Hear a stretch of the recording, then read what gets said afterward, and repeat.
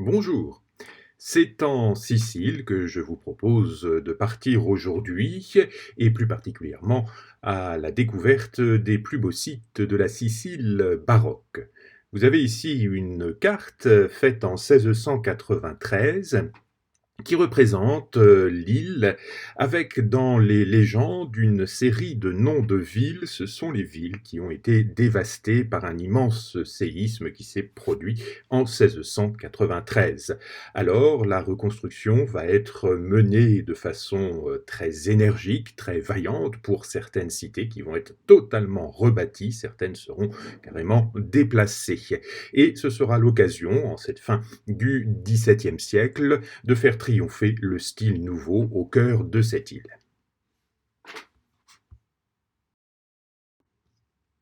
Sur ce détail de carte réalisé en 1686, la Sicile est placée en haut. On aperçoit d'ailleurs le port de Messine et son anse qui le protège, et la côte de la péninsule italienne est dans la partie basse. De part et d'autre de ce passage, autour du détroit de Messine, deux figures impressionnantes, celles de Charybde et Scylla, ces monstres qui étaient de part et d'autre du détroit et qui en empêchaient le passage à bien des voyageurs. Pourtant, Dédale trouva refuge en Sicile, cette Sicile elle-même qui fut créée ou qui accueillit la dépouille d'Encelade, qui était montée jusqu'au ciel en empilant des rochers pour aller menacer le pouvoir des divinités. Jupiter fait exploser cette montagne de pierre, il retombe au milieu de la Méditerranée, et c'est comme cela que la Sicile est créée. D'ailleurs, du centre de la Sicile reste une bouche ouverte menaçant d'injures et de flots enflammés de lave les divinités, et c'est l'Etna. Vulcain d'ailleurs travaille dans cet Etna. Donc vous voyez que cette île accueille d'un support d'histoire et de mythologie important depuis l'Antiquité. L'île est peuplée déjà depuis fort longtemps. Nous avons ici l'exemple du temple de Ségeste, un temple dédié à Héra. Et toute la région se trouve colonisée par les Phéniciens, puis les Carthaginois, les Grecs qui arrivent aux alentours de moins 415, puis les Romains en moins 241. Après la chute de l'Empire romain, la domination sera faite par les Vandales, les Ostrogoths jusqu'au VIe siècle, moment où s'entame une reconquête menée sous l'égide de l'empereur Justinien par Bélisaire, son général, qui va prendre la ville de Palerme. Puis, au IXe siècle, ce sera le temps des conquêtes arabes qui vont alors dominer la région, jusqu'à ce qu'en 1060, entre 1060 et 1090, une conquête normande soit menée par Roger de Hauteville. Originaire de Normandie, de Coutances, il est encouragé par le pape pour reprendre et rechristianiser cette île et deviendra le gouverneur et établira un gouvernement sur place avec un syncrétisme pouvant ramener la stabilité et la paix à l'intérieur de la Sicile. En 1194, les Hohenstaufen vont hériter alors du domaine, entrent en conflit avec le pape, et Charles Ier d'Anjou, le frère de Louis IX, va reconquérir le pays, établissant d'ailleurs pour se refaire une santé financière après ces raids, un très grand nombre de taxes, d'exploitation qui entraînent un ressentiment très vif et très compréhensible contre les Français. Le point d'achoppement le plus culminant sera celui des soirées dites des vêpres siciliennes, notamment le 30 mars 1282, avec un massacre des Français le jour de Pâques. La période aragonaise va suivre avec une domination espagnole entre 1415 et 1713, jusqu'à ce qu'une certaine stabilité ensuite s'installe sur une période longue, de 1713 à 1735, avec l'arrivée de la maison de Savoie qui récupère les terres de Sicile après le traité d'Utrecht, et en 1735, ce seront les Bourbons d'Espagne qui vont régner sur la Sicile jusqu'en 1860 au moment de l'unification de l'Italie. C'est donc une terre de passage, une terre très attractive car elle est sur le réseau de voyage des navires commerciaux à travers la Méditerranée et on voit que cette Sicile est très convoitée. Elle va accueillir un certain nombre de marchands, des points avec de fortes accumulations de richesses vont apparaître progressivement pendant l'époque médiévale et à la Renaissance, et progressivement aussi de très belles constructions vont voir le jour. On a l'exemple ici de la Palazzata de Messine, une gravure qui est faite par Arcangelo Levanti dans un livre paru en 1761 et qui témoigne de cette construction sur la rive à Messine, sur les quais, malheureusement aujourd'hui détruites. On voit une architecture tout à fait dans le style michelangelesque qui arrive à Messine dans la seconde moitié du XVIe siècle et qui va ensuite essaimer à travers la Sicile, à Palerme au début du XVIIe siècle, où les techniciens vont remodeler la ville. On parle davantage de techniciens que d'architectes, car pour le moment, ce sont plutôt des maîtres d'œuvre plutôt que de grands architectes et de créateurs qui viennent travailler en Sicile. La terre est éloignée des grands centres de l'impéninsule. Les accès sont longs. Il y a le voyage et les transferts en bateau. Il n'y a pas de phénomène de cours, pas de commande forcément très importante encore à cette Renaissance. Au début du XVIIe siècle, c'est Messine et le nord de la Sicile, plus rapproché du continent, qui vont dominer et engager finalement les plus grandes restaurations. Les villes deviennent beaucoup plus actives. Une activité culturelle également va se développer autour de ce détroit qui est donc proche du continent, mais dont l'inconvénient, ce sont les vents violents et qui retardent un peu son développement, vu que la navigation est rendue délicate. Et l'on va voir comme cela, au début du XVIIe siècle, de très belles églises, de beaux édifices qui vont incorporer le style venu de Rome notamment, également le style qui sera toujours assez influent, celui venant du nord de l'Italie, de la région de Turin. Et nous avons ici l'exemple de l'église de la Sainte-Annonciation à Messine. Elle est réalisée en 1607 par Guarino Guarini. C'est un moine théatin qui vient de Modène et qui va importer en Sicile la révolution stylistique de Borromini. L'église a malheureusement été détruite dans un tremblement de terre en 1908, mais grâce aux témoignages, gravures et photographies, on peut voir le tournant de style à la romaine qui arrive au début du XVIIe siècle en Sicile.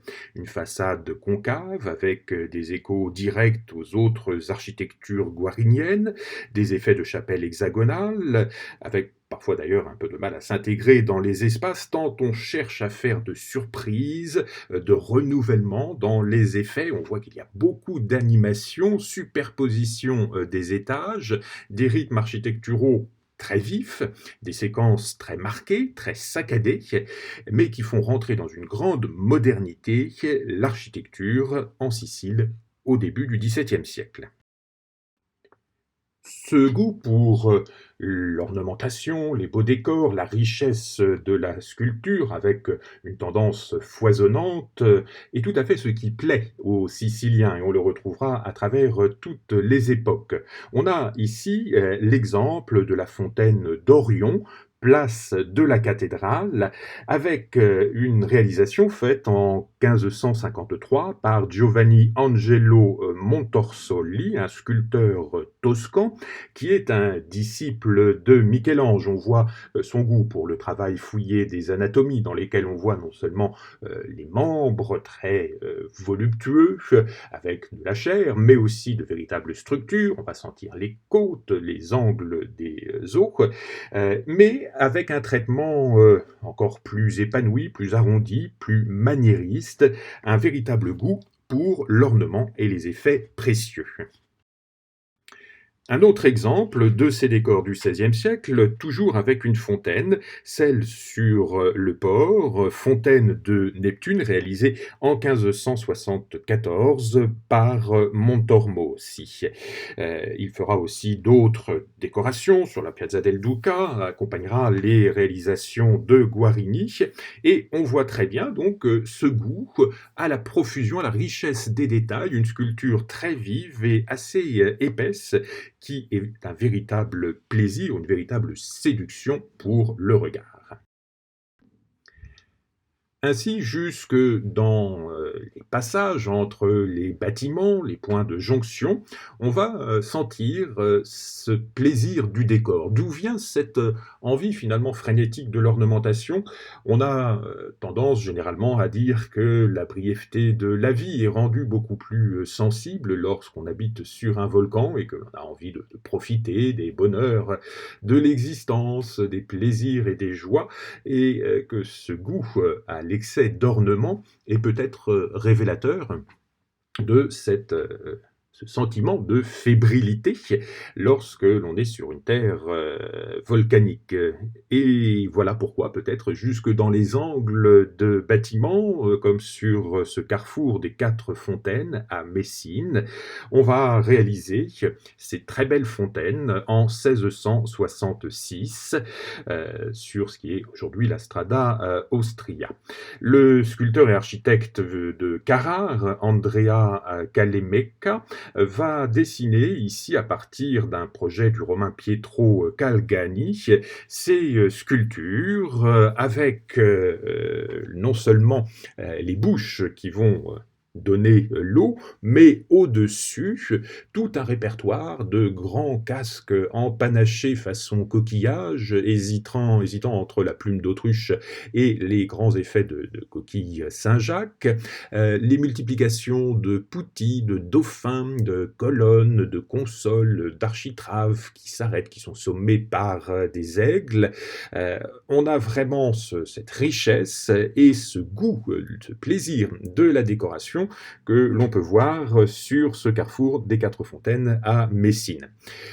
À l'heure actuelle, évidemment, tout cela est assez parcellaire. Il y avait déjà eu un certain nombre de dommages avec le séisme de 1783, puis le séisme de 1908 a détruit une grande partie des palais qui étaient à proximité. C'est donc une reconstruction, un remontage qui a été fait avec les parties restantes, mettant en valeur toujours aux angles des bâtiments actuels ces marbres blancs et roses qui jouent avec la lumière et les effets d'eau.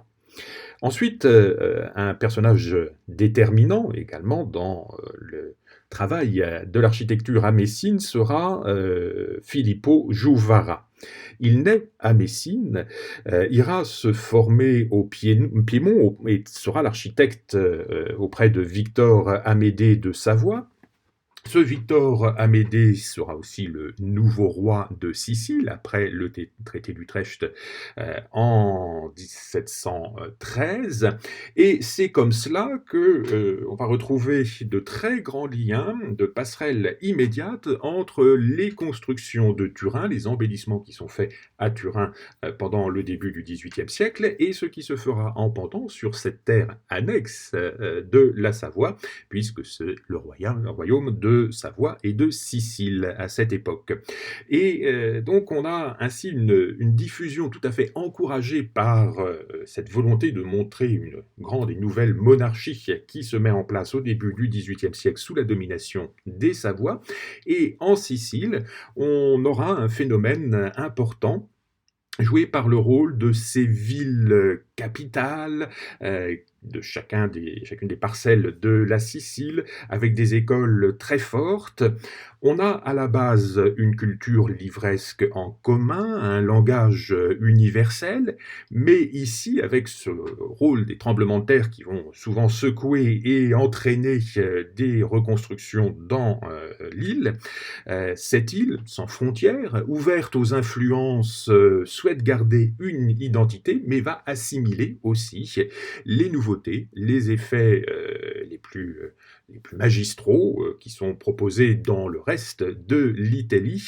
Et voilà comment on va développer un art tout à fait particulier, très décoratif, très ornemental en Sicile. L'effet du tremblement de terre de 1693 sera tout à fait important puisque 20 localités du sud seront détruites, 58 villes seront elles aussi très endommagées et ce sera alors l'occasion d'engager un grand plan de reconstruction, notamment dans le Val di Noto, qui va en occuper le premier plan, car il sera très secoué. Ensuite, également dans le Val d'Emos ou le Val di Mazzara. Et donc, ce goût dépassera non seulement Messine et Palerme, et va se diffuser de façon rapide, dans quelques années aussi, à travers toute l'île, qui devient un immense chantier. Palerme est la capitale politique et culturelle. Après la révolte de Messine contre l'Espagne en 1674-1678, elle sera également touchée par les séismes et nous verrons comme cela de nombreuses réhabilitations ou transformations de bâtiments. Ici, la Porta Felice à Palerme, elle est réalisée par Mariano Smiriglio, elle est élevée en 1637. Le nom de Felice vient du nom de la femme du vice-roi espagnol Colonna, son épouse est Donna Felice Orsini, et les colonnes ici sont une importation nouvelle pour la Sicile, l'effet de colonnes isolées qui ressortent du bâtiment que l'on voit arriver grâce à cette construction sur la Porta Felice et qui va vraiment ensuite être un trait récurrent à travers les constructions siciliennes. Ainsi, on a une forte saillie, on va jouer sur des ombres et sur des effets de lumière beaucoup plus forts, beaucoup plus marqués et tranchants, et donner beaucoup de dynamisme à ces façades. Ici, on s'inspire de la loggia du palais sénatorial de Trapani, avec ces grandes ouvertures au-dessus donc, de ces colonnades et d'une large architrave saillante. Derrière donc s'ouvre le grand axe de la grande rue du Cassaro, la Via Toledo actuelle, qui va croiser derrière la Strada Nuova, la Via Maqueda, de grands axes donc qui vont jalonner les lieux avec des édifices emblématiques comme les édifices religieux, les édifices de pouvoir, les grandes églises des jésuites et des théatins qui sont très actifs sur l'île sicilienne. Et grâce à cela, les villes deviennent très claires, très organisées et entrent vraiment dans une grande modernité. Cette gravure de 1762 nous montre le Stradone Colonna. Sur la droite, on retrouve ce grand effet d'arc presque triomphal, cette grande porte monumentale qui marque l'arrivée de la ville de Palerme. Et on conçoit cette arrivée avec un effet d'embellissement grâce à cette longue colonnade qui va unifier les différents bâtiments qui sont à l'arrière. Ça devient aussi un lieu de promenade pour profiter de la vue, du dégagement et du bon air. Ça fait partie des soucis nouveaux du XVIIe et du XVIIIe siècle. On va ajouter des théâtres à l'arrière pour orner l'espace public des statues, comme on aperçoit ici, bien que le sol soit encore assez chaotique, que les terrassements ne soient pas encore complètement achevés. On voit que c'est un nouveau lieu de sociabilité. Les places d'ailleurs dans la ville vont être assez nombreuses. Les statues des rois vont se multiplier pour célébrer le pouvoir monarchique. Également parfois des constructions temporaires, effets donc de grands arcs, de monuments commémoratifs pour des fêtes, pour des naissances ou pour des événements dynastiques qui permettent aussi de tester de façon temporaire sur des bâtiments en bois et en structure très légère des effets d'architecture qui seront ensuite repris en dur, en vrai, sur les bâtiments, après avoir passé cette épreuve, finalement, ce test en grandeur nature, mais en matériaux temporaires. À Palerme, on souhaite donc donner du renouveau aux constructions. On le voit par exemple ici sur la Piazza Marina avec le palais Steri des Chiaramonte. Au XIVe siècle, le bâtiment devient le siège de la monarchie, puis au XVIIe et XVIIIe siècle, celui de l'Inquisition. À cette époque, il va recevoir un portail Renaissance de marbre blanc, aujourd'hui disparu pour l'entrée du bâtiment, et également le portail baroque que l'on aperçoit ici sur la gauche pour l'entrée de la résidence. Sur les hauteurs, c'est le palais royal normand qui va se renouveler. La structure médiévale va être unifiée, on va donner une véritable homogénéité à l'édifice, puis les décorations des intérieurs vont être entreprises pendant tout le XVIIIe siècle pour donner de grandes salles d'apparat. La volonté est véritablement de rivaliser avec Messine. Le palais des Normands est devenu le siège du Parlement ou des vice-rois qui avaient ici leur résidence à partir du XVIe siècle. Et à l'intérieur, ce sont vraiment les décorations les plus nouvelles qui seront menées tout au long de cette période baroque. L'état actuel de cette salle d'Hercule date de 1799. Il est réalisé par le Sicilien Giuseppe Velasco. C'est l'actuelle salle du Parlement local.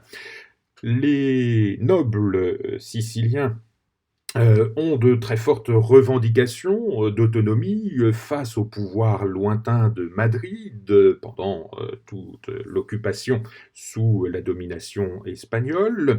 On va continuer à garder ces velléités d'indépendance, on se souvient de ces vêpres siciliennes contre l'occupation française en 1282.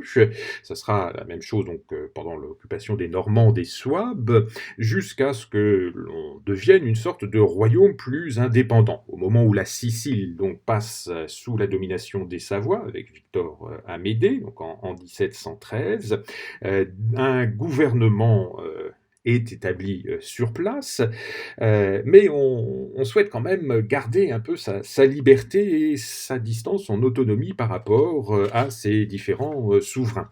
Et voilà donc pourquoi on va proclamer aussi fièrement ses qualités, sa richesse, avec la réalisation de très grands décors comme on le voit ici. Alors là, c'est celui qui subsiste de la fin du XVIIIe siècle, où on a incorporé non seulement les grands effets de la peinture baroque plafonnante, comme on le voit dans toute la partie centrale de la voûte, et tout autour, les canons, l'esthétisme, que ce soit sur les voussures ou sur les parois, du style le plus nouveau, celui du retour à l'antique, ce néoclassique, avec notamment entre les fenêtres ces grands panneaux sur lesquels on a des motifs d'arabesque dans le goût pompéien, qui était le goût triomphant et international pendant cette fin du XVIIIe siècle. Nous voyons ici avec cette gravure la galerie des vice-rois. Nous avons sur les murs cette collection de portraits avec une peinture à grandeur naturelle des vice-rois dans la galerie du palais royal. On voit vraiment ici une célébration du pouvoir avec ce type de grande salle avec des décors typiquement baroques par la richesse et par la magnificence qui s'y déploie. Et les salles dites du bel étage, de l'aile de la Maqueda, fin du XVIIIe siècle toujours, avec ces grands salons d'apparat qui sont aujourd'hui donc occupés par le pouvoir du gouvernement de la province de Sicile. Décoration pariétale inspirée du XIXe siècle, mais les plafonds ici subsistent bien de l'époque du XVIIIe, avec ce goût de l'épure, ce goût très intellectualisé de ce retour à l'antique. Sur la Piazza del Pretore, le palais Pretorio, fondé au XVe siècle par Pietro Speciale, un palais refait au XIXe siècle, comme on le voit ici sur la droite. Tout au fond, l'église San Giuseppe dei Teatini, avec la coupole réalisée par Giuseppe Mariani. Une place qui cherche à s'unifier, puisque les bâtiments ont poussé de façon quelque peu désordonnés, disparates, mais on va réussir à donner une cohésion, tout cela grâce à un monument fort et central qui est celui de la fontaine. Et cette fontaine, par son mouvement circulaire, enveloppant, va servir de focale et finalement, le côté, désordonné de la place, avec des bâtiments de différentes époques, n'est absolument pas, négatif, il va au contraire donner un peu d'animation et le rôle de pivot est assuré par cette fontaine, de la Renaissance florentine. Elle est faite en 1554 par, Camilliani, un élève de Bandinelli, grand sculpteur qui travaillait à Florence. On va réaliser une grande œuvre en marbre sculpté pour la villa florentine des Toledo et ces gouverneurs espagnols vont ici céder cette construction pour la remonter sur la place avec la complicité donc du vice-roi Gracia de Toledo en 1581. Le frère du commanditaire, Luigi, avait ainsi fait acheter par le Sénat de Palerme la construction destinée à son jardin. On va la rendre encore plus monumentale avec les gradins, les marches pour aller jusque dans la partie animée par les eaux, et on rajoutera les fleuves siciliens tout autour pour lui donner un caractère plus local. Information donc ici des nouveautés, du goût et du style de Florence, qui est magnifiquement assimilé au milieu de cette grande place. Et ici, nous voyons le sanctuaire de San Francesco Saverio à Palerme, Saint-François-Xavier, église réalisée par Angelo Italia en 1684 et achevée en 1710. On voit que l'on a ici un goût particulier pour les belles ornementations de façade, des parties très marquées, très saillantes. On distingue déjà depuis l'extérieur que le plan va dominer sous la forme de la croix grecque, un grand dôme central, des chapelles latérales, 6 petites chapelles mineures qui se grefferont tout autour, avec une décoration, alors déjà assez présente à l'extérieur, mais qui ne va faire qu'augmenter en entrant à l'intérieur de l'église Saint-François-Xavier. Un intérieur très original avec cette série de 24 colonnes, 12 colonnes en référence aux tribus de l'Ancien Testament et 12 autres colonnes pour les 12 apôtres, autant de colonnes de la foi et de l'évangélisation. On concrétise ainsi le dogme et les idées par l'architecture. Et nous avons à l'arrière un grand autel réalisé par Tarsia en 1735 avec une gloire à l'anneau de Dieu et les symboles également des 4 évangélistes. Ce plan complètement centré va n'apparaître ici que de façon très exceptionnelle, et c'est Palerme qui va avoir la primeur de ce plan nouveau, en plus très complexe à mettre en œuvre. D'autres sanctuaires avaient été réalisés par la suite pendant le XVIIIe siècle avec ce plan centré, mais ont été détruites par la suite dans toute la partie de la Sicile orientale. C'est donc un mouvement très, très vif ici, avec ces courbes contre courbes, ces alcôves, ces ouvertures qui font entrer la lumière aux angles de l'édifice. On a vraiment des effets de découpure qui rendent l'ensemble très étonnant, assez aérien. Alors les photographies ont toujours tendance un peu à écraser les effets, mais vraiment ici un acte d'architecte tout à fait intéressant et un goût de force par la pureté de ces colonnes toscanes, notamment utilisées pour la partie basse. Le plaisir, le goût de l'ornementation, on l'a vu déjà à l'extérieur de certains édifices, et là on en a une sublime illustration, peut-être jusqu'à l'outrance, avec les décors de l'église du Jésus, début du XVIIe siècle. Des décors de marbre qui sont faits Pour la maison professe des jésuites à Palerme, l'architecture ici est menée par Gaspare Guercillo et ces marbres sont sculptés par Carlo d'April pendant les années 1660. On voit des effets assez chargés, c'est le moins que l'on puisse dire, à la fois le goût de l'abondance des marbres blancs, mais aussi des marbres avec incrustation. Et la richesse n'est jamais suffisante pour proclamer la majesté et la puissance de la foi, le triomphe de la foi et du Christ. Voilà pourquoi on se permet cette surabondance des effets et des ornements qui sont effectivement saisissants pour les regards du XXIe siècle, mais qui correspondent véritablement à l'esthétique et à ce goût de l'outrepasser dans le décor, des effets qui finissent d'ailleurs par un peu effacer ceux de l'architecture. On voit que vraiment l'ornementation est dans son triomphe total. C'est ce que l'on retrouve un peu partout dans cette deuxième moitié du XVIIe siècle à Palerme et par irradiation aussi à travers toute la Sicile. Et l'architecte, donc Italia, avec ses frères Amato, va toujours jouer avec ces grands effets de polychromie à l'intérieur des édifices.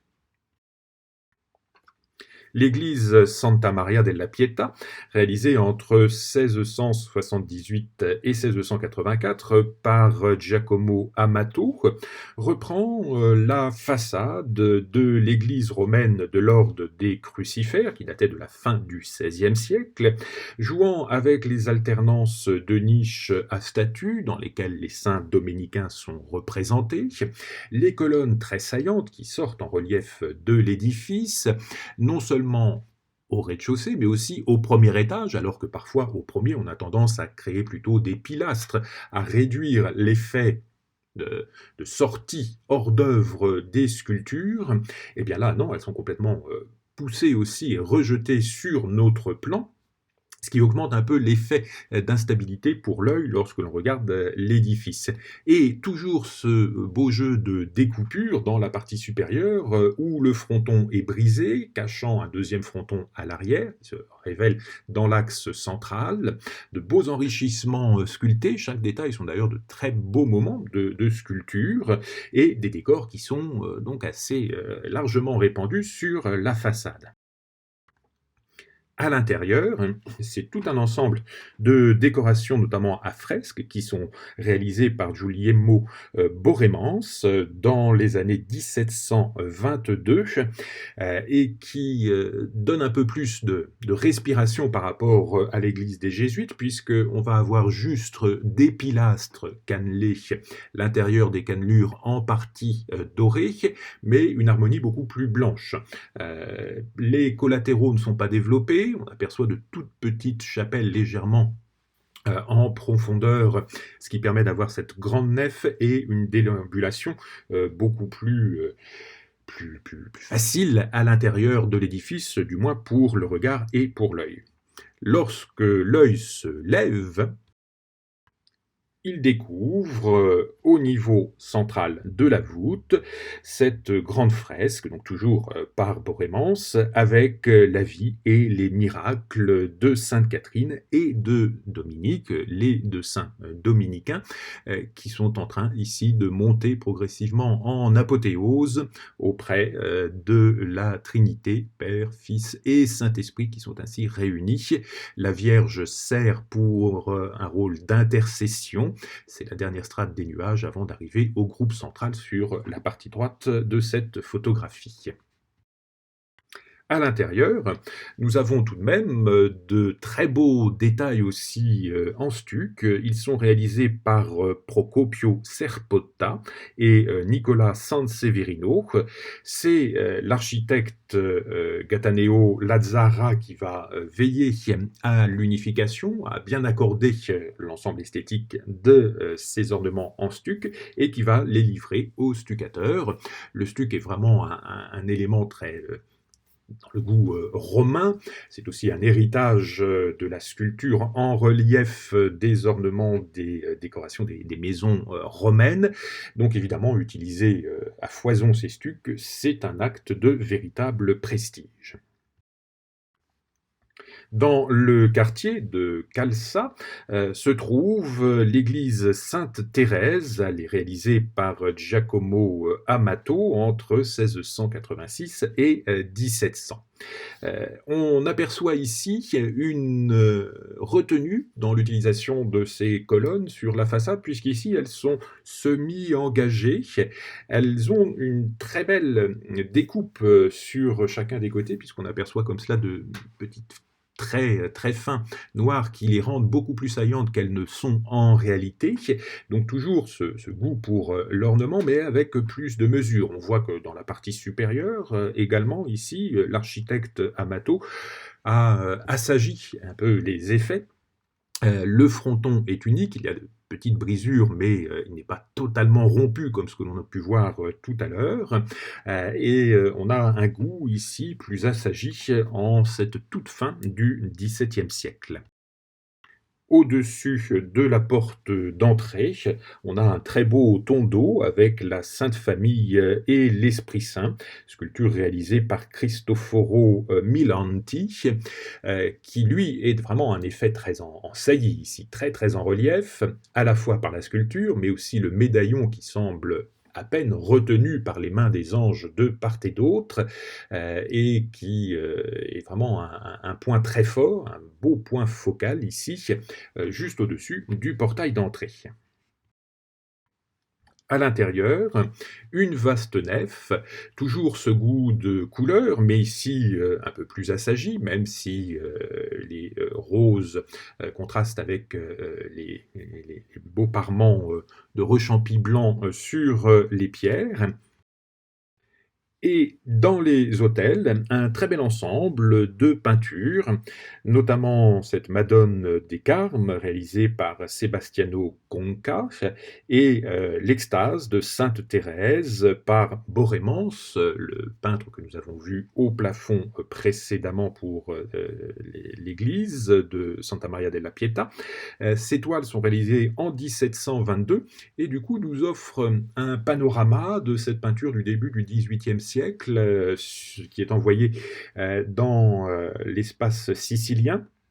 Ce ne sont pas des peintres originaires de Sicile, mais on a ici finalement une synthèse de tout ce qui se produisait de mieux dans les plus belles églises à travers l'Italie pendant le début du XVIIIe siècle. Pour la sculpture, dans chacune de ces niches, on va trouver des ensembles menés par Serpota, qui va être un des très grands sculpteurs du XVIIIe siècle et qui va travailler énormément en Sicile.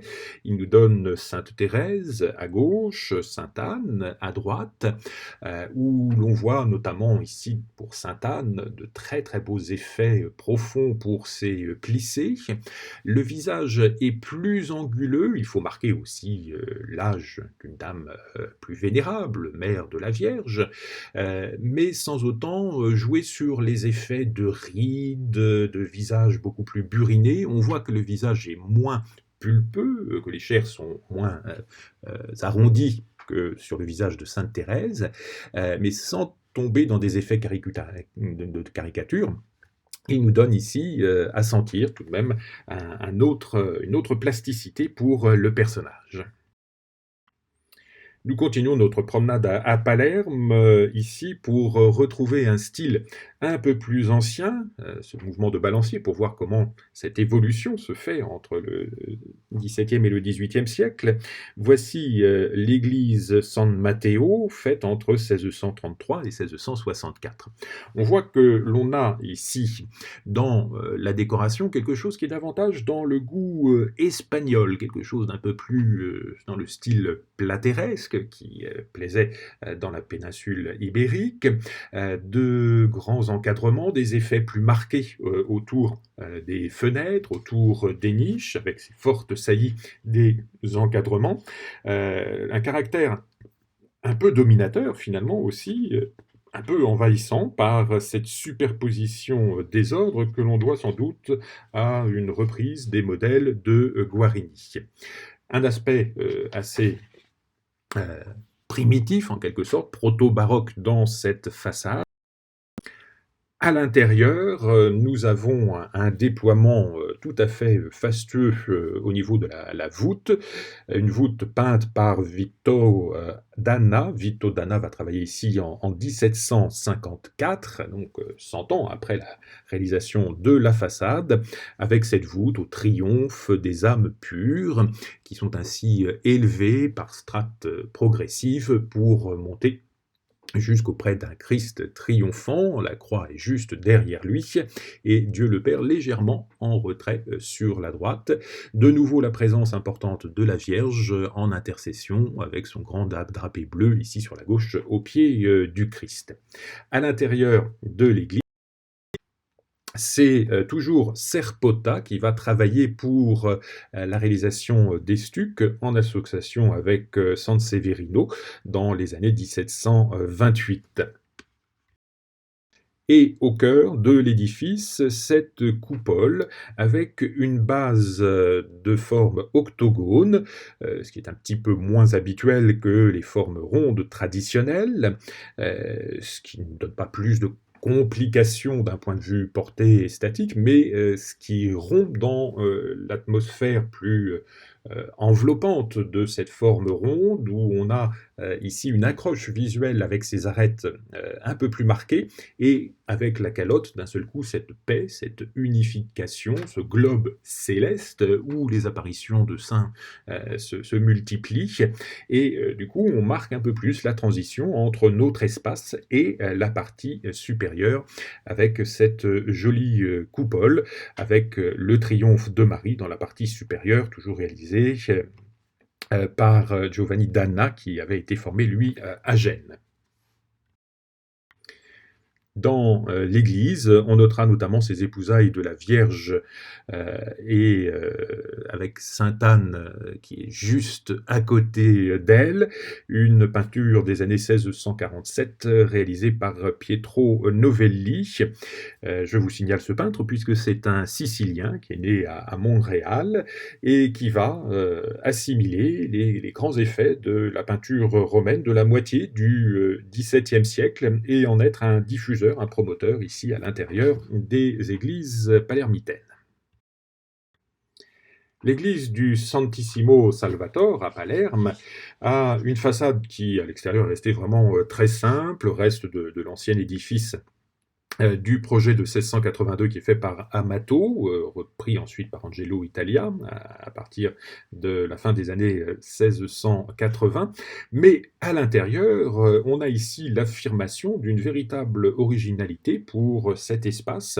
Construction assez complexe. Le travail est mené ici par le fils d'un maître maçon qui avait appris en entrant dans la compagnie de Jésus.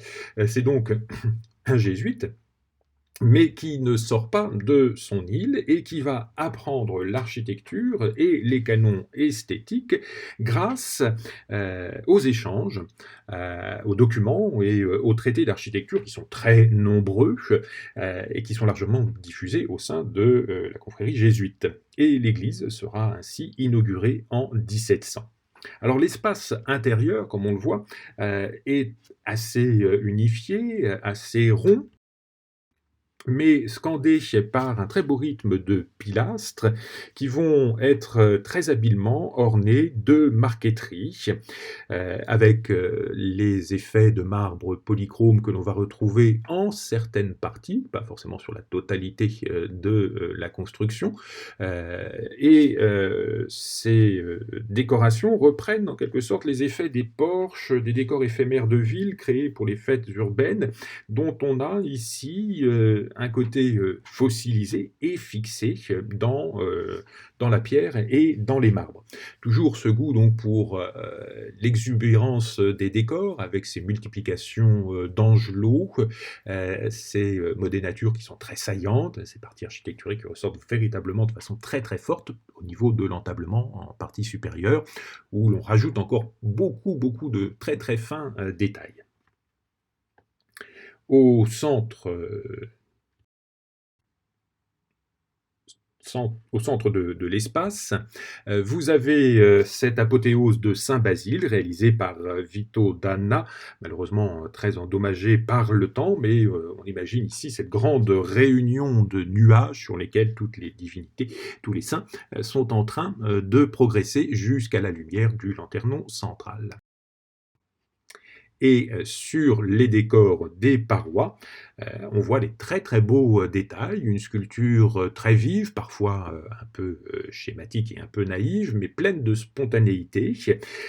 Ces décors sont menés sur les dessins qui sont faits par Vincenzo Giovenco, dans lesquels nous avons l'exaltation de la foi, les différents moments aussi du chemin de croix, avec ici le voile de Sainte Véronique et l'empreinte du visage du Christ imprimé dessus, noyé avec une richesse de beaux détails. On voit les lys, les multiples fleurettes aussi qui se détachent sur ces fonds sombres.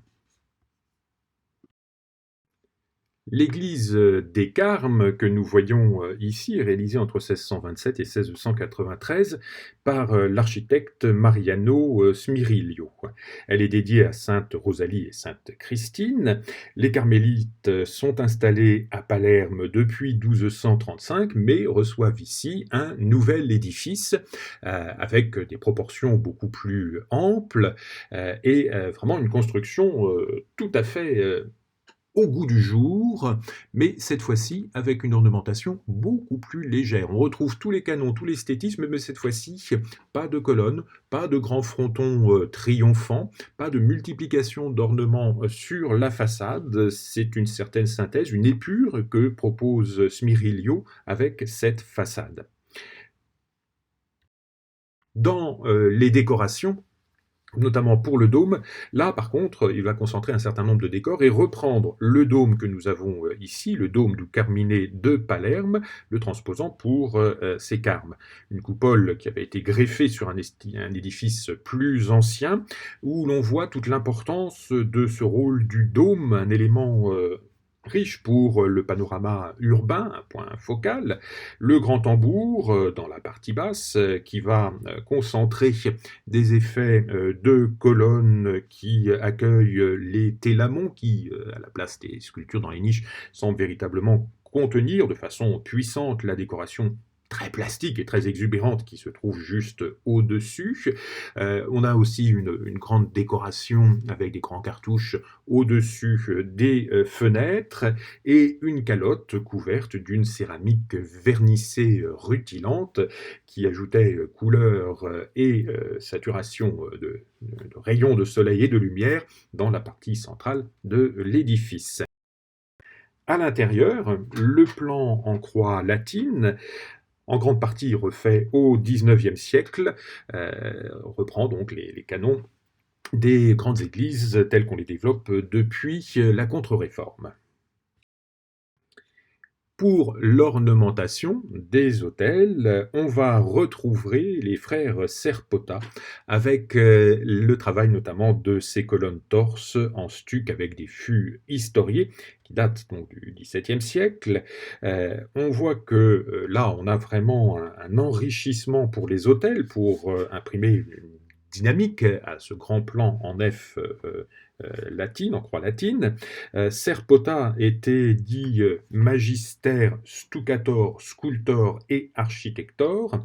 C'est certainement dans l'ordre de ses priorités de travail, donc le stuc, la sculpture et l'architecture. Et il arrive ici de façon époustouflante à intégrer au travail d'ornementation de ces colonnes toutes les scènes de la vie de la Vierge, comme celle que l'on aperçoit en détail sur la partie gauche, Nativité, Annonciation, la Visitation, sur les détails de ces colonnes que l'on aperçoit jusqu'à la mort de la Vierge et l'Assomption. Travail très très fin, une ornementation de détails très méticuleuse qui ne nuit pas à la lecture de la structure de ces colonnes, même si elle en envahit en grande partie toute la surface. c'est l'oratoire de San Lorenzo, toujours à Palerme, que nous découvrons à présent.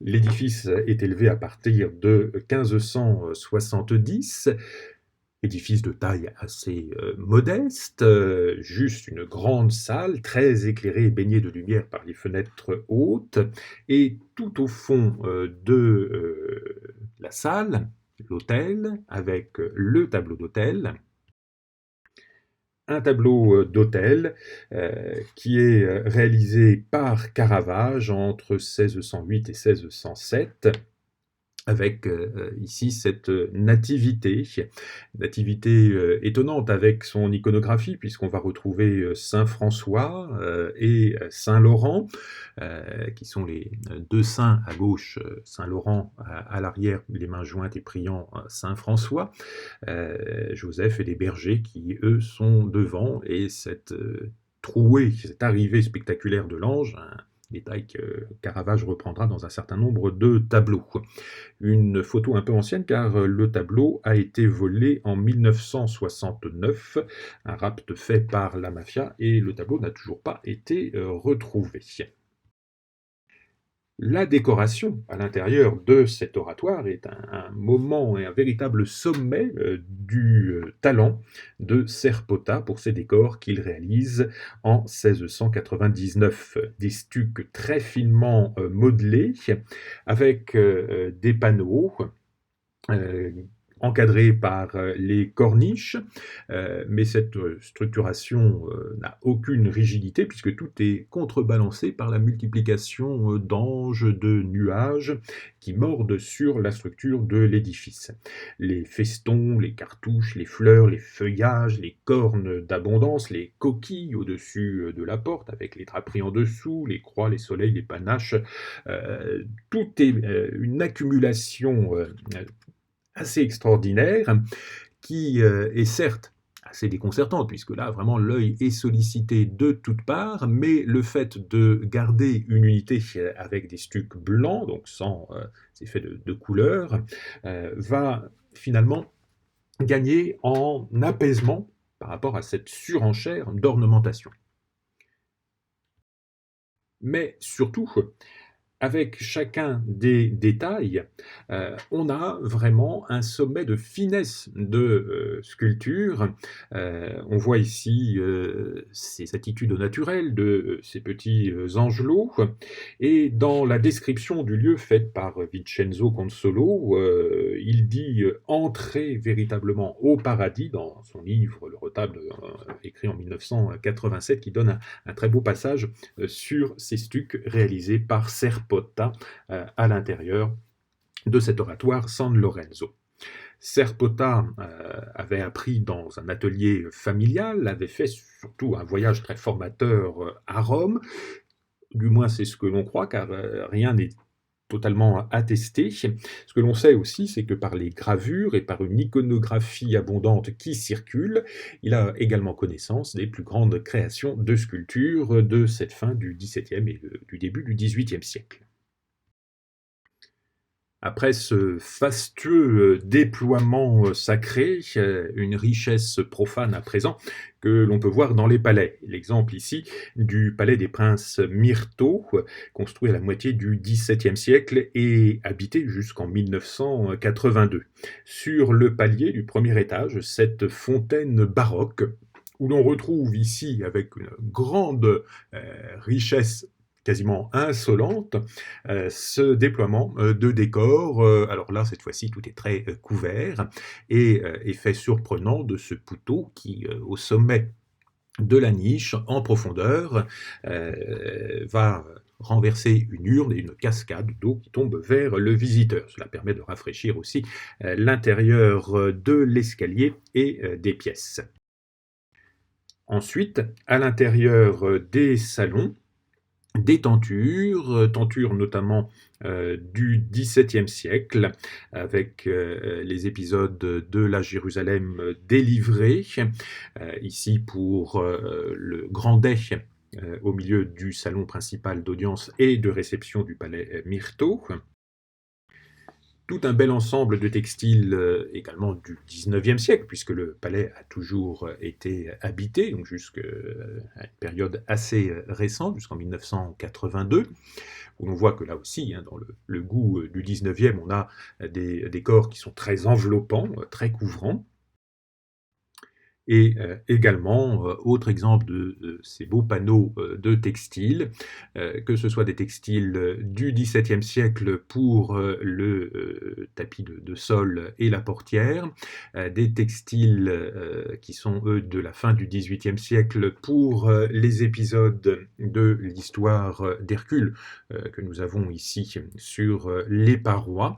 Le palais a la chance, comme on le voit, de conserver non seulement une grande partie de ses décors anciens, mais également de son mobilier, que ce soit les consoles 18e, les bras de lumière ou les chaises du 19e siècle, et c'est un magnifique exemple de la richesse de ces palais palermitains.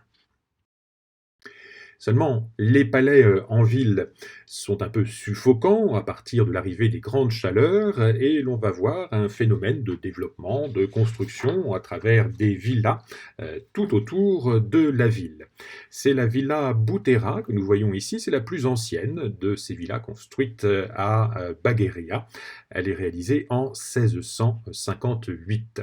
La construction est assez simple pour la partie extérieure. Nous sommes en dehors de la ville. On a un moins ample besoin d'affirmer la puissance de la famille, donc les choses vont être un petit peu moins ostentatoires.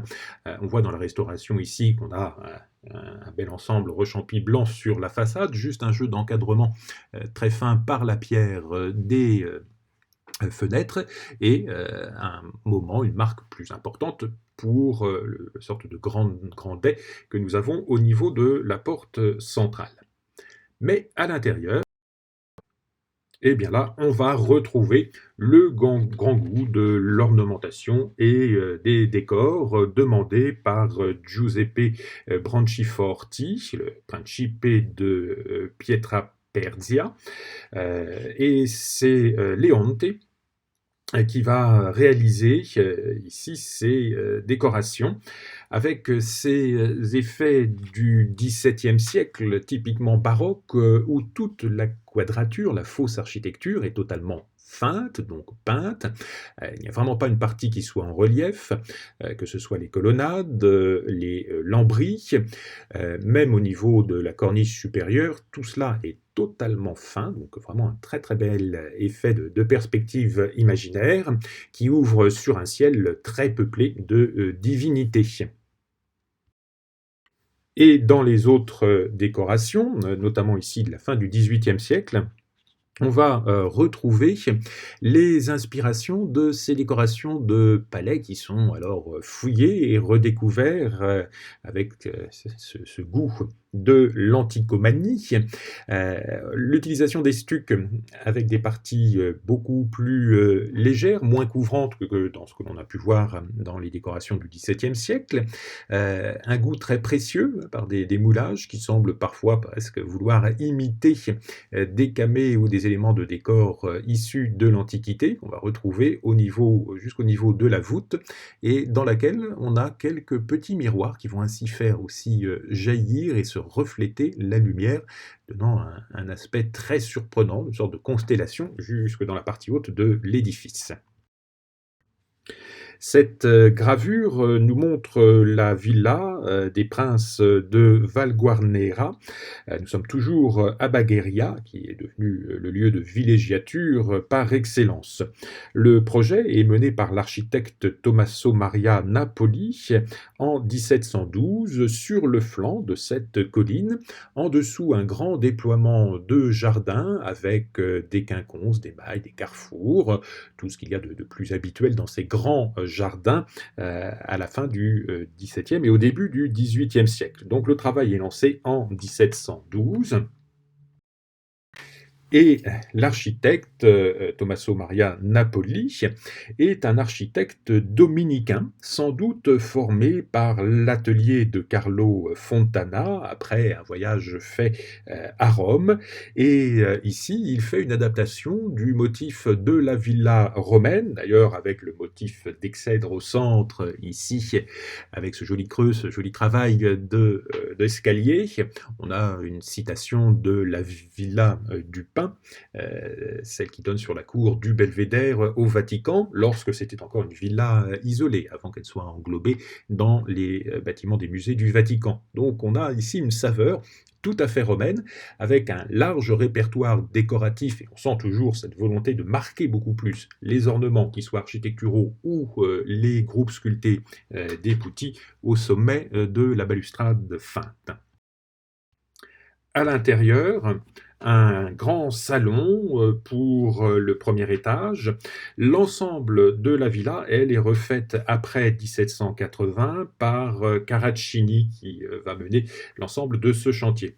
Et donc là, c'est vraiment le triomphe du goût que l'on dirait Louis XVI pour les Français, avec ses parois, tout à fait dans un goût antiquisant, jusque dans la grande salle à manger, où les motifs d'arabesque, ces grands décors avec cet élément central et une répétition en parallèle de part et d'autre de l'axe central, mais avec beaucoup de fantaisie, ces lambrequins, ces festons imaginaires très graciles, ces sphinges, ces danseuses qui portent des médaillons, tout est plein de fraîcheur, de dynamisme, avec ce fond blanc qui donne beaucoup de légèreté à l'édifice, qui vient de façon très heureuse d'ailleurs contrebalancer la polychromie des sols carrelés multicolores de la partie basse.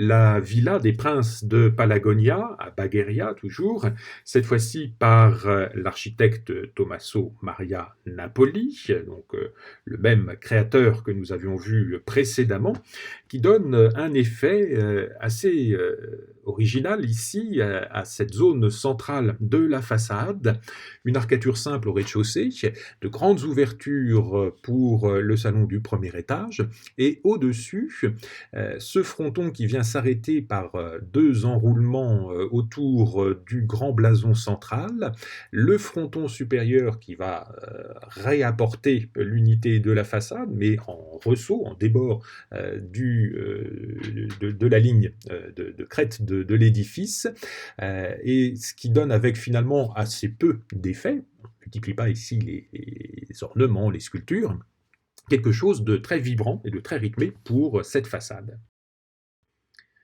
À l'intérieur, un vestibule, commande de François Ferdinand Gravina, prince de Palagonia, qui demande à avoir un vestibule à la romaine. Donc nous entrons par ces portes, pas d'autre éclairage que les supports que l'on va avoir par la partie supérieure de l'édifice, de façon à laisser les parois totalement libres pour les fresques qui vont nous donner ces effets de loggia, donnant sur des cours intérieures, fausse architecture, fausse sculpture, fausse perspective. L'œil est particulièrement charmé ici par cette très belle réussite en trompe-l'œil. Puis, à l'étage, la grande salle des miroirs.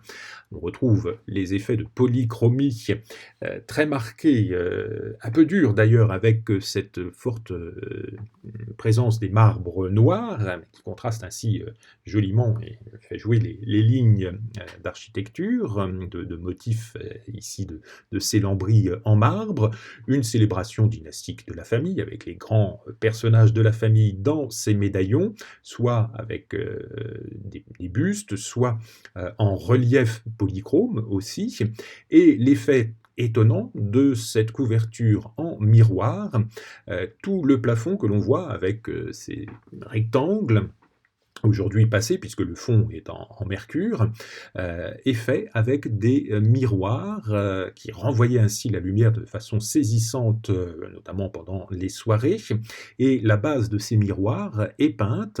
On voit que sur les miroirs se découpent des oiseaux, des corbeilles, de fleurs, de façon à assurer la transition du décor entre la partie basse et la partie supérieure de l'édifice. Et tout autour, un décor, très étonnant, dans cette, villa des princes Palagonia, avec une étrangeté, d'un décor postérieur qui est demandé en 1715. Le fils, Ferdinand François III, fait ajouter, après, 1746, cette ornementation surabondante avec, des, personnages monstrueux, grotesques, ces espèces, d'arlequins, bossus qu'on a ici dans la photo supérieure. Quelque chose qui est, alors très étonnant pour l'œil des non-siciliens et d'ailleurs Goethe, de passage dans, l'île au XVIIIe siècle, décrira avec beaucoup de désapprobation, ces, décorations. Il fait d'ailleurs un effet de catalogage tout à fait, amusant, pour se moquer de cette surenchère, et de ce goût à l'excès de décor qu'ont, les Siciliens. À Palerme, nous voyons ici le palais Gangi. Le prince Pietro Valgarnera va épouser en 1746 sa nièce Mariana, fille aînée donc de son demi-frère, qui est l'unique héritière des terres. Alors, grâce à cela, il va pouvoir se lancer dans cette deuxième moitié du XVIIIe siècle dans la construction d'un somptueux palais, vu cette arrivée extraordinaire de finances. Déjà, dès l'escalier, refait après le tremblement de terre de 1751, on voit que l'on a une riche scénographie qui va être déployée par l'architecte Andrea Giganti. Il laisse très lisibles les silhouettes des invités qui vont pouvoir monter. Les garde-corps sont en fer forgé. On n'a pas installé ici de balustres en pierre. L'espace est finalement assez étroit et grâce à cela gagne en légèreté. L'escalier semble quelque peu voler et nous conduire jusqu'au palier du premier étage. À l'intérieur, la demeure étant encore habitée, on va pouvoir y retrouver les souvenirs de la famille. Ici, les salons avec les décorations du XIXe siècle, ce mobilier en bois laqué, qui est tout à fait typique de ce goût on dit Napoléon III pour nous en France. Et surtout, derrière, on avance jusqu'à la grande pièce d'apparat, le grand salon des glaces. Ces glaces sont devenues incontournables dans les beaux décors du XVIIIe siècle. Pour cette pièce, on va lui donner un effet de galerie, morceau qui lui aussi est un peu imposé dans toute belle décoration et dans toute architecture depuis la fin de la Renaissance. Et dans cette pièce de 192 mètres carrés, nous avons en plus un sol à carreaux de majolique qui reprennent les structures du plafond à voûte ajourée. Et ainsi, on a un décor total qui est réalisé par l'architecte donc Andrea Gigante. C'était un élève de l'architecte Amico. Effet donc qui semble tout à fait réussi ici de ce plafond avec une sorte de treillage qui donne sur une autre architecture en grisaille blanche, ce qui aère la partie supérieure. En bas, des parois très ornées, alors là avec un rococo particulièrement épanoui, un décor avec ce mobilier aussi, ces canapés qui vont accompagner les volutes dans les dossiers et continuer le décor des lambris, des incrustations de porcelaine avec des plats venus de Chine qui vont être placés au sommet de petites consoles de part et d'autre des miroirs. Décor fantastique qui a inspiré Visconti, puisqu'il a choisi de tourner le célèbre bal du Guépard en 1963 à l'intérieur de ce salon. Et à côté, ici, un autre est fait dans les mêmes inspirations, hein, dans les mêmes idées, cette idée de grand salon galerie, de voûtes avec des architectures composites. C'est ce que l'on retrouve dans le palais Mazzarino, le grand salon, avec des fresques, un type de décoration tout à fait proche. Même chose également pour le palais Sant'Elia à Palerme, où l'on a toujours ces voussures occupées par une partie plus architecturée pour laisser le libre déploiement ici, un Saturne qui triomphe sur le temps, entouré des divinités. On aperçoit Mars et Minerve juste au-dessus de lui, donc le triomphe du temps qui regarde les promeneurs qui passent à l'intérieur du palais juste en dessous de lui. Nous allons maintenant à Mazara, dans la province de Trapani, où la ville a gardé son tissu urbain d'origine arabe, mais les monuments nouveaux vont être réalisés, comme notamment le séminaire des Ciriaci, qui va être un travail par l'architecte Giovanni Amico. Et ce séminaire donne sur la place du Piano Maggiore, avec un grand effet de portique et de loggia, très dynamique parce que progressivement, lorsqu'on va du centre vers les côtés, les loggias se rétrécissent en largeur et grâce à cela vont gagner en effet dynamique. On a l'impression que le bâtiment est beaucoup plus grand. Aux angles, ça va se casser, on voit légèrement quelques 45 degrés de façon à se réinfiltrer dans l'espace urbain, et grâce à ces effets ici donc sur ce séminaire, Amico arrive à très bien recomposer et donner une unité à la façade dans un espace qui à l'origine n'était pas très très simple.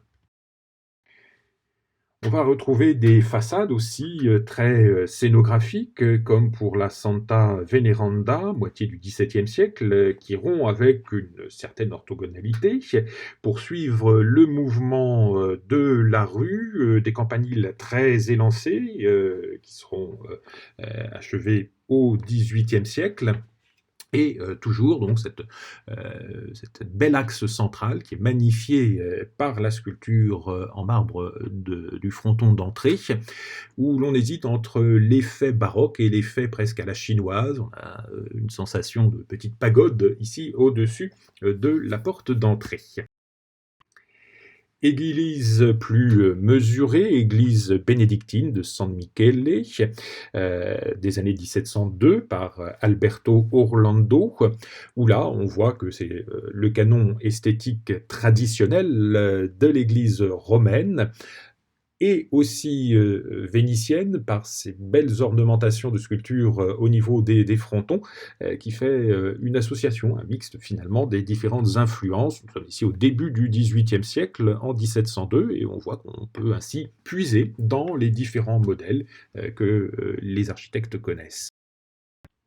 À l'intérieur, de très beaux stucs réalisés en 1697 par Bartolomeo Sanseverino, des effets très graciles avec ces effets de petits nuages, ces lignes juste en léger relief qui vont donner les effets de voûte ou d'arcature, et quelques rehauts colorés. On le sent mieux sur cette photo. Là, on s'est retourné, on voit le côté de la porte d'entrée, la grande tribune des chantres et de l'orgue. Les stucs dorés vont être repris en 1764, au moment où la fresque est réalisée par Tommaso Maria Schiacca. On présente ici le triomphe de Saint-Michel sur Lucifer, et comme tout à coup il y a cette irruption de couleurs dans un ensemble totalement monochrome, on a jugé plutôt important d'avoir cette unification, ces transitions et cette surenchère de décoration d'or, notamment au niveau de la voûte, pour ne pas avoir d'un seul coup un éclat totalement coloré à l'intérieur de cet espace blanc. goût des magnifiques sculptures dans la cité de Mazara, avec ici le portail du collège jésuite réalisé en 1675. Le portail est attribué à différents architectes. Ce que l'on voit surtout, c'est encore une fois tout ce foisonnement de personnages, d'effets de cuir enroulés qui semblent virevolter en dessous des consoles, en dessous des petites têtes d'anges, et dans les chapiteaux, des effets très composites, puisqu'on a un corinthien avec une tête d'ange, avec de part et d'autre des effets ioniques qui soutiennent les pilastres qui vont aller ainsi jusqu'en partie supérieure. Ce goût, ce rythme de l'architecture est évidemment en quelque sorte encouragé et sublimé par les très beaux restes grecs que la Sicile peut conserver. Le temple de la Concorde à Agrigente, ici, nous sommes en 430 avant notre ère, mais on voit que à cette époque, on va plutôt négliger les exemples des temples antiques pour se livrer à la fantaisie baroque. Mais par contre, dans la deuxième moitié du XVIIIe siècle, avec la redécouverte de l'architecture antique, et notamment grecque, avec cette très belle pureté de lignes, on va retrouver des influences qui seront reprises par détail, par éléments séparés à l'intérieur des nouvelles constructions. Et ainsi, après 1693, à Noto, à Commisso, Grande Michele, Raguse, Modica, beaucoup de constructions faites à cette époque vont emprunter quelques éléments de ces façades ou des volumes de l'époque antique. Nous sommes ici à Trapani, et nous voyons l'église du Purgatoire, réalisée entre 1712 et 1714 par Giovanni Amico. Amico va jouer ici avec cette façade sinuositale qui va donner ici vraiment là beaucoup de vie à cette façade qui était avec assez peu de recul, et donc grâce à cela, il joue sur la séduction de l'œil. Il arrive ici à importer le modèle qu'on avait vu à Palerme et qui continuera à se développer avec beaucoup de plaisir pendant tout le XVIIIe siècle, ces façades avec beaucoup de rythme et d'agitation. Et on voit très très bien dans l'espace central cette dynamique des formes concaves et convexes qui se complètent magnifiquement. C'est très architecturé, c'est vraiment un morceau de bravoure pour un architecte, pour réussir à équilibrer une façade avec autant d'effets et de richesse, mais par chance, le talent d'Amico fait que tout cela arrive à très bien fonctionner. Et dans ce même goût donc de l'ornementation et des façades, ici nous retrouvons à Palerme l'église Sainte-Anne en 1736, où l'on voit au moment de la rénovation de cette ancienne église, une nouvelle façade, église de plan elliptique pour les religieuses de Saint-Pierre à Ercier, qui avait servi de modèle ici. Et après le séisme de 1726, c'est l'occasion de refaire ainsi cette décoration de façade dans un goût à la romaine, un goût un peu borroménien. Borromini avait fait comme cela ses grandes façades écran avec une grande partie centrale, très élargie. Le fronton central ici, vous voyez, a gagné complètement en ampleur, en hauteur. Il déborde aussi assez largement des colonnes avec ces enroulements sur les côtés, ce qui permet comme ça de faire une belle transition entre le rez-de-chaussée et le premier étage, et toujours cette animation donc en accordéon, en mouvement, en éventail sur la façade. À présent, c'est à Noto que nous nous retrouvons. Noto est une ville complètement déplacée suite au tremblement de terre de 1693 et elle sera reconstruite sur le plan du mathématicien Landolina à 8 km de l'ancienne cité. Le plan est approuvé par le vice-roi complété par l'architecte Angelo Italia. Les ingénieurs Formenti et Gianola sont également de la partie. On voit que c'est vraiment une réflexion urbanistique d'ensemble pour la mise en valeur de ce site à proximité de la mer, avec une partie haute et une partie basse de deux villes qui se retrouvent ainsi associées, avec notamment la place principale, le Municipio, que l'on voit ici. Une très belle et ample composition ascensionnelle, depuis l'hôtel de ville, le grand bâtiment qu'on voit en partie basse, un grand escalier magistral qui monte et joint ainsi l'église en partie supérieure.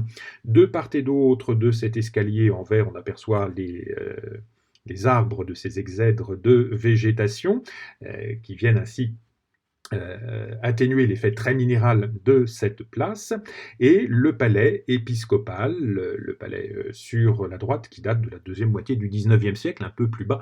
On voit qu'il contraste d'ailleurs par rapport à l'unité de cette place. À gauche de l'église, le palais Landolina du XVIIIe siècle. Et tout au fond, on aperçoit une autre église, l'église du Sauveur. Elle est réalisée à la toute fin du XVIIIe siècle par Antonio Mazza, inauguration de l'église en 1801. La ville de Noto est donc reconstruite avec en perspective, en toile de fond concave, les effets de ces architectures en partie basse. En partie supérieure, donc le grand sanctuaire qui là est vraiment du prototype baroque le plus éclatant et le plus apprécié dans la deuxième moitié du XVIIe siècle. Et Italia va ici se servir de tout ce qui a pu être fait déjà à Palerme, à Messine, pour donner cette nouvelle ville. Pour la grande cathédrale Saint-Nicolas, les travaux vont être menés donc entre 1694 et 1703, et c'est Rosario Gagliardi qui va certainement mener le chantier sur les projets d'Angelo Italia, car il est appelé sur tellement de chantiers qu'il a besoin de grands assistants pour le seconder. Les ornements centraux ici sont ceux que l'on retrouve d'après le répertoire de Pozzo, c'est l'architecte romain jésuite par excellence, et le grand portail ainsi est plutôt influencé par les ordres très élégants. On voit les fûts ici assez fins, une petite bague quand même un peu précieuse pour rajouter un peu d'ornement sur ces colonnes. C'est davantage l'esthétique Renaissance de Vignole, de Fontana que l'on a ici, avec cette élégance assez formelle. L'église avec ses tours latérales, qui, pour les Français, fait penser à deux façades d'église réalisées juste auparavant. L'église de la paroisse de Versailles, l'église Notre-Dame, et aussi l'église Saint-Roch à Paris, Saint-Roch où il y a également cet emmarchement. Et donc ces deux grandes tours, des tours qui, elles, ne seront achevées qu'en 1770. Les petites couvertures ici en haut qui font des effets de dôme un peu plus maniéristes sont assez typiques donc, de cette deuxième moitié du XVIIIe siècle. Et c'est Sinatra qui achèvera ici la réalisation du décor. On remarquera aux angles de ces tours, au niveau du rez-de-chaussée notamment, cette superposition de petits pilastres très très fins, mais qui, on voit très bien ici à gauche avec la lumière rasante, font de beaux effets sur cette façade. Et donc là, on a vraiment une très très belle esthétique de cette cathédrale Saint-Nicolas. Le tremblement de terre de 1990 a fait effondrer une grande partie de l'intérieur. Les travaux ont été menés pendant de nombreuses années. Elle n'a été réouverte qu'en 2007. Et évidemment, à l'intérieur, par contre, les dommages sont beaucoup plus importants et moins de décors subsistent. En ville, il y a également d'autres églises, comme l'église des Dominicains. Elle est réalisée entre 1703 et 1727. C'est Rosario Gagliardi qui va travailler ici. Alors cette fois-ci, eh bien, on voit qu'il va jouer davantage avec la plasticité architecturale, de grands ordres doriques qui se retrouvent à soutenir ainsi un large entablement, des consoles sur lesquelles reposent les colonnes du deuxième étage, qui elles sont à un ordre ionique, un mouvement convexe très très ample, très ventru pour cette église des Dominicains. À l'intérieur, c'est un plan grec avec 5 coupoles, coupole centrale et des coupolettes sur les côtés. Et de nouveau, ces jolis jeux de stuc qui sont rehaussés par les polychromies. Et on trouvera, notamment à l'intérieur, ce tableau de Antonio Modiona, réalisé en 1712, une Madone du Rosaire avec les saints dominicains qui sont ici tout autour, puisque l'église leur était bien sûr destinée. Église Santa Maria del Carmine, réalisée par le même Rosario Gagliardi. Alors contrairement à l'effet précédent, ici on va jouer sur le creux, sur le concave, quelque chose de beaucoup plus graphique, moins de colonnes que ce que l'on a vu précédemment. Et vous voyez que d'un projet à l'autre, il sait se renouveler et avoir toujours beaucoup de vivacité. On voit avec ces beaux pilastres, ces jolies lignes ici de la façade, mais en renouvelant son vocabulaire. Et ce même Gagliardi, nous le retrouvons en 1730 avec cette église Saint-Charles, une façade à 3 niveaux avec ces colonnes libres là qui ressortent véritablement de l'architecture, la fenêtre très ornée, d'ailleurs très précieuse, on pourrait presque penser plutôt à une fenêtre de palais, et ce grand œil de bœuf au-dessus qui va faire plonger la lumière à l'intérieur, mais avec cette ouverture très polylobée, très très libre, et puis surtout ce grand mouvement ici, voilà, très très incurvé de cette façade. Et on joue ainsi avec les effets de lumière avec beaucoup de délices.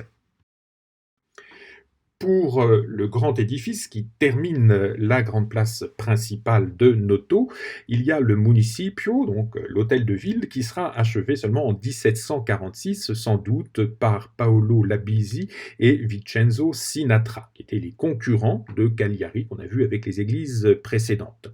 À l'origine, c'est juste une partie basse. La partie supérieure ne sera rajoutée qu'en 1951, en reprenant les traits d'architecture de la partie inférieure, mais qui vient d'un seul coup donner beaucoup plus de monumentalité à cet édifice. Une jolie façade du palais ancien type sénatorial, avec un grand portique, une partie centrale convexe qui anime comme cela la partie du cœur du bâtiment, et pour faire la transition sur les côtés, on va retrouver ces pans de part et d'autre aux angles des murs, avec des angles à 45 degrés, qui comme ça vont permettre de donner une union, une transition avec le reste de la place. Le palais Nicolacci, bâti entre 1710 et 1765 par Gagliardi, toujours le même architecte que nous avions vu précédemment, et complété aussi par Sinatra, est intéressant car sur les façades ici, on retrouve une décoration qui est vraiment dans un goût beaucoup plus ancien, beaucoup plus traditionnel, un peu plus archaïsant. Et à l'intérieur, alors là, ça va être véritablement les décorations néoclassiques qui vont triompher. Au centre, on a l'aurore, Apollon sur son char. On reprend ici d'ailleurs des fresques de Guido Reni faites pour des villas romaines. Grand rythme néoclassique, également avec ces effets de tenture entre des colonnes au niveau des parois.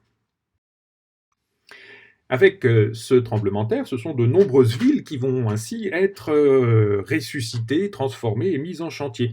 On voit ici Nicemi, une ville rebâtie par un Biancaforte, puis un prince de Butera, un prince érudit qui va demander un plan traditionnel en échiquier. Et ainsi, on va avoir toute une série de façades, mais qui vont casser le rythme le rythme très linéaire, par des façades ondulantes. La ville nouvelle est fondée au XVIIe siècle. Le plan gris que l'on voit ici sera un peu rompu ensuite au XVIIIe siècle par la création d'une grande place centrale et de nombreux édifices religieux.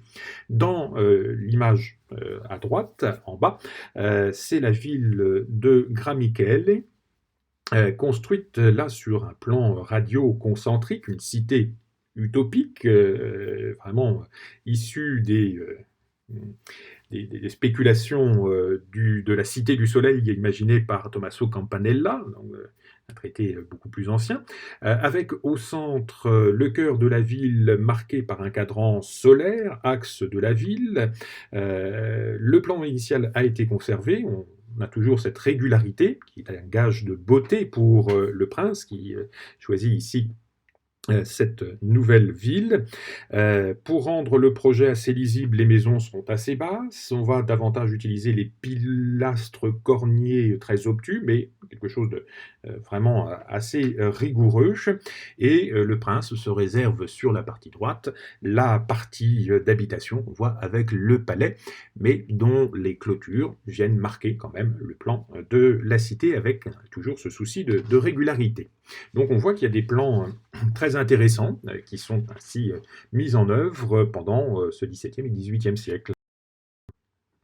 À Catane, sur la Piazza del Duomo, on voit cette peinture du XIXe siècle, peinture à la détrempe qui est faite par Hittorf et Zandt, qui est un relevé ici sur cette place telle qu'elle avait été menée, notamment à l'initiative de Vaccarini, un architecte qui va travailler à la moitié du XVIIIe siècle et qui sera d'ailleurs l'acteur du principal renouveau de cette ville de Catane. Il avait été formé à Rome chez Carlo Fontana. Il essaie ici de discipliner un peu l'extravagance que l'on a dans l'humeur locale, d'y apporter la grandeur du Bernin, mais aussi une certaine délicatesse. On le voit dans la façade de l'église, ici, avec un rythme assez fin, assez harmonieux. Et ça, c'est l'empreinte de son maître Carlo Fontana. Donc, un architecte qui a une connaissance très encyclopédique de ce qui s'est fait dans le cœur de l'Italie et qu'il va transposer ici à Catane. La souplesse, l'inventivité de Borromini, les tendances décoratives du XVIIIe siècle, et puis la reprise aussi de quelques traits d'architecture, notamment de Savoie. Pour la façade de la cathédrale, comme on voit ici, on peut penser à Juvara. Donc, un architecte très savant que celui qui travaille ici, donc ce monsieur Vaccarini. Et au cœur de cette place ici, la gravure nous montre la fontaine de l'éléphant, qui est un emprunt justement au Bernin, avec cette même sculpture réalisée pour la place de Santa Maria sopra Minerva à Rome. Et de façon à donner une cohésion à la cité, la via, aujourd'hui dite via Garibaldi, nous emmène depuis l'église jusqu'à l'entrée de la cité par cette grande porte monumentale. Donc de la cathédrale jusqu'à l'accès de la ville. C'est un axe qui va être en grande partie rebâti et achevé par Stefano Itard en 1786 pour les noces du roi. Et pour le coup, on va utiliser les matériaux locaux, la lave, le calcaire blanc, qui vont comme cela jouer aussi sur chacune de ces façades, et également sur cet arc de triomphe, avec ces effets polychromes, que l'on retrouve d'ailleurs dans d'autres cités en Italie, en dehors ici de Catane, notamment sur un certain nombre d'églises que l'on peut voir à Gênes. Et là, c'est Carlos de Grunenberg, architecte des guerres, qui est alors appelé, après le tremblement de terre, pour réaliser la reconstruction de la ville de Catane, lui donner aussi ce plan moderne. Et comme cela, on a cette belle unification depuis la cathédrale, une longue allée de prestige, qui reprend aussi l'arrivée et l'accès par la mer, tel que la ville l'avait déjà connu depuis la fondation de la cité par les Normands. Sur la place, c'est le palais sénatorial que nous voyons ici, Palazzo Senatorio attribué à Vaccarini, avec une composition très michelangelesque. Alors face à nous, on retrouve la sculpture de l'éléphant surmonté de son obélisque, mais derrière, cette façade monumentale avec un bossage assez épais pour le rez-de-chaussée, qui sert de base très haute, très surélevée à cet ordre colossal de pilastres. Ce sont des choses qu'on retrouve vraiment dans les principes de composition d'architecture de Michel-Ange, mais cette fois-ci traité sous le ciel de Catane. Toujours en ville, le palais d'Ignazio Paterno Castellane, prince de Biscari, un amateur de l'antiquité sicilienne. Il y avait des collections tout à fait extraordinaires, et on voit sur ici cette photo rasante de la façade à quel point l'ornementation lui plaisait, que ce soit à l'extérieur, mais aussi à l'intérieur. Nous avons l'escalier des musiciens, qui est remanié par l'architecte Battaglia à la fin du XVIIIe siècle, qui permet de façon très gracile ici de pouvoir monter jusque dans la galerie qui va donner sur le salon central dans lequel se tiennent les. Ce grand salon, on le retrouve, somptueux salon de fresques. La tribune des musiciens, on l'aperçoit au cœur, en haut, sur ses fonds bleus, avec le garde-corps en fer forgé, et surtout cette superbe voûte qui témoigne du style rococo sicilien, tout à fait éclaté, très très déchiqueté, très orné. On voit que dans le projet ici, mené par l'architecte Battaglia, on répond à tout ce qu'il y a de plus novateur dans le goût rocaille. Mais ce n'était pas que pour le palais, c'était aussi pour tout un ensemble, la partie muséale des collections du prince Castellane, également une pagode et un théâtre qui aurait dû être construit à l'intérieur du domaine. Ce goût de la sculpture très saillante est vraiment dans le goût sicilien. On voit un exemple, alors ici beaucoup plus ancien, c'est l'église San Domenico d'Aidone, avec ses bossages en pointe de diamant du début du XVIIe siècle. Un motif qui sera réélaboré à Catane après les tremblements de terre postérieurs du XVIIe siècle, mais on voit qu'on a vraiment toujours ce goût de la sculpture très saillante, qu'elle soit très géométrique, comme on a ici sur cette façade de l'église Saint-Dominique, ou plus exubérant, comme sur le palais de Castellane qu'on a vu précédemment. Et ce qui est important aussi dans ce goût sicilien, c'est le rapport entre l'édifice et le cadre ambiant, intégré, donné un effet d'harmonie, d'ensemble à l'espace urbain, bien qu'il soit construit petit à petit et que ce soit souvent des adjonctions de bâtiments. Et ça, c'est quelque chose que l'on voit, par exemple, à Syracuse, sur la Piazza Duomo, où se développe, sur l'ancienne acropole grecque, la cathédrale, reconstruite d'ailleurs avec des réemplois et des parties entières du temple d'Athéna, qui sont bien visibles d'ailleurs dans l'édifice, pour mettre aussi en valeur les origines mythiques et séculaires de la cité. En face se déploie le palais sénatorial de Syracuse, tout au fond de la place, devant donc la cathédrale, et on a comme cela un très très bel ensemble de palais, vous voyez, disparates, mais qui sont conçus les uns par rapport aux autres, même à des époques différentes, et qui donnent une certaine saveur, une belle unité à cet espace de Syracuse. La cathédrale, donc cette fois-ci, on voit, est réalisée entre 1728 et 1754 par Andrea Palma. Il va combiner ici le principe de la façade tour, qu'on avait pu voir déjà dans certaines églises, Saint-Charles notamment à Rome, pendant le XVIIe siècle. Principe d'une façade plane avec des plaquages dessus, de grandes colonnes tout à fait saillantes. Alors là, légèrement de biais, on voit très bien à quel point ces colonnes ressortent du bâtiment. Effet aussi très projeté, très enlevé vers le ciel, qui donne comme ça une très très belle dynamique.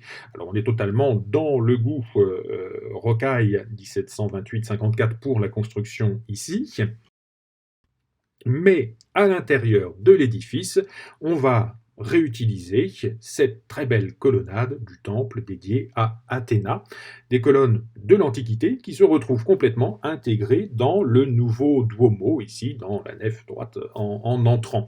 On a comme cela cet effet bien sûr recherché du triomphe de la nouvelle foi sur les bâtiments païens. Alors ce goût de l'ornementation, de la richesse et de l'exubérance, on le retrouve dans la totalité des manifestations artistiques siciliennes. Par exemple, ici, ces crèches de la fin du XVIIe siècle, qui sont des montages de coraux avec des bases argentées, des reprises en vermeil ou en or, et puis surtout cette multiplication donc des belles sculptures en corail, un art assez typique de la région de Trapani. Des scénographies qui vont être de plus en plus incroyables pendant tout le XVIIe et également le XVIIIe siècle. On a également ce goût pour cette richesse ornementale complètement couvrante. On le voit ici avec la Madonna del Vesilio de la cathédrale de Piazza Armenia, une icône recouverte de gemmes à partir de 1632 à la demande de Don Camillo Barbavera. Miracle de la pluie en 1628, la Vierge dite ainsi à l'insigne suite aux prières qui avaient été faites. L'insigne, c'est celui du centre, où le roi Roger, vainqueur des infidèles grâce à cette médaille qu'il portait, est donc récupéré et placé au centre de cette plaque de couverture de l'icône. Une grande couronne au-dessus d'elle, très proche de celle de l'impératrice, doublée par une couronne qui repose sur sa tête, mais complètement en orfèvrerie, en relief. On a vraiment ici, vous voyez, cette multiplication des effets, ce goût du contraste, le goût des filigranes, d'ailleurs très précieux quand on regarde le détail sur la droite, de la partie basse de cette icône, où l'on va retrouver les plans de la cité, les beaux effets de feuillage avec des incrustations d'émaux et de pierreries. Rien n'est trop beau, tout doit être précieux pour célébrer la gloire de la Vierge. Et dans les détails, toujours, on peut voir ce tabernacle fait par un maître sicilien de la première moitié du XVIIe siècle, qui est dans une collection particulière à Palerme, où on a des éléments en cristal de roche, en bronze, en lapis lazuli, un travail fait pour la famille Pape pour leur oratoire privé. Ce goût très fin, très couvrant, on le retrouve aussi dans l'architecture, par exemple à droite, ce détail d'une colonne de la chapelle du Crucifix, la première moitié du XVIIe siècle, dans l'église de Sant'Ignazio d'Olivella, à Palerme, où le fût est complètement recouvert de cette écorce en bronze doré, rehaussée de gemmes et de cabochons. Vous voyez que vraiment, à chaque instant, on aime en fait ce plaisir de l'œil, une certaine vanité, de satisfaction temporelle, dans une île où l'on sait que tout peut éclater et être renversé par l'irruption de l'Etna.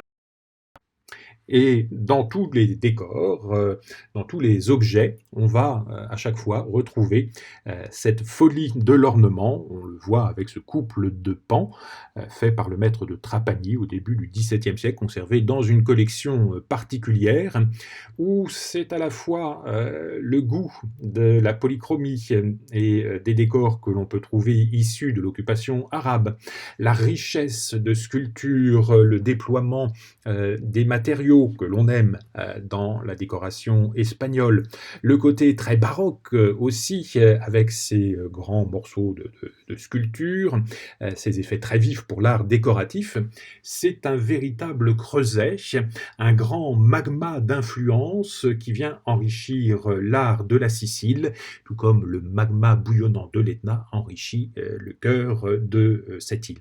Et donc c'est une invitation bien sûr à aller découvrir de plus près, dès que tout cela sera possible, les beautés de la Sicile baroque. Merci beaucoup de votre attention.